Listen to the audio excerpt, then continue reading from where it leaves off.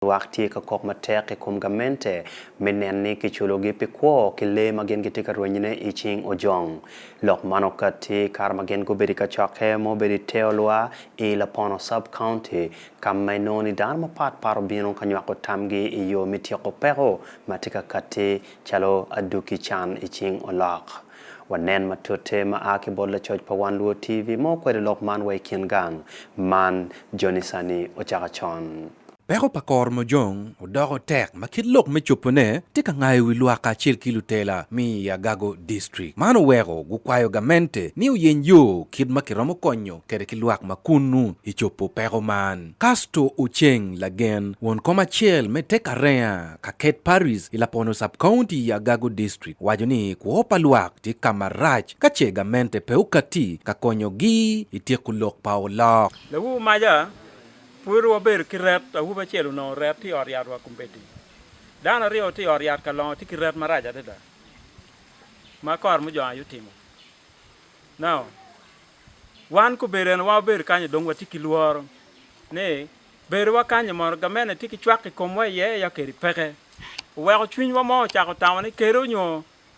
dugu wa gang kanye wa ti mu balwa mi dugu Piluora yile pa Ojong magi mayo kwede kile weko Lwak guchako gwoko legi kama munchok iye wek le pe urueny dok ni mano weko tiji poro tika doko tek piluoro lumirok Kidma Santa abedi dano me mwaka piera bijwia ngwen waju kany Dyangi na ko bedene make jone ke kwanyo ki ka ket kan ki chwale guru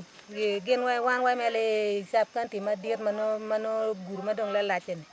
kunu be siwli ane gwago ki chiala kul ko man yene wona tayaro ma yene won Dyangi yene ye burya kuleno miere burre ye paka wa penro ka kor mo jon bino yene be ke mi monya diye monya rio e kom dien mano ramaliwe chel monya rie kan ento chibelian yene won Dyangi buta tayaro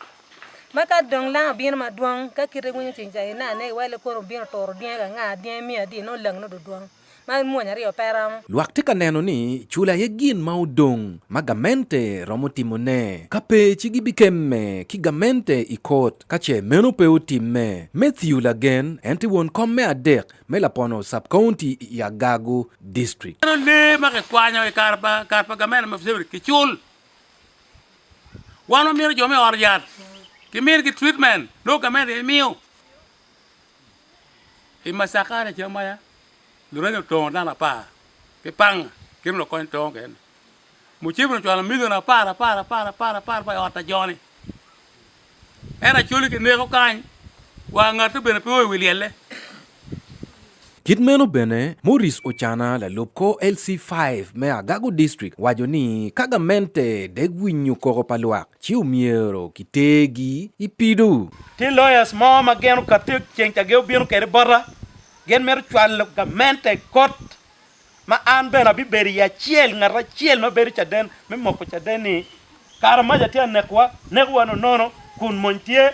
gamente tigi mon moramo peti ka gwakwa aye chwe nyim korte nun Kadong, MP me Agago North i Agago District, John Amos Okot, olego Lwak me ripe neno ni gamente, ukonyo gi kichulu jami mau bale, chalo aduki me ayela, pakar mo Ojong iloba Acoli. Kar mo Ojong, ta yelo kitkum. Kar mo Ojong, ta yelo Agago. Kar mo Ojong, ta yelo langi. Umulu wala la ero langi eni wala la, duka ka eri. Kar mo Ojong, ta yelo tesu. Kar mo Ojong, ta yelo sibei. Kar mo Ojong, ta yelo gien ke ken gi kim mi maraja deda chidak no wan po ngaya wi yewerini duwer mero yer kar Ojong aya no Taman Lwak gukati kwede ikachoke minyutu chwe chwingi ikumtim makor mo Ojong tika timone dok ni kwo tika doko tek ilok me gwoko Dyangi ma Lwak guchako kworo legi kiatero idiwo weko Ojong peu ma Piwan Luo TV Jonisani ochakachon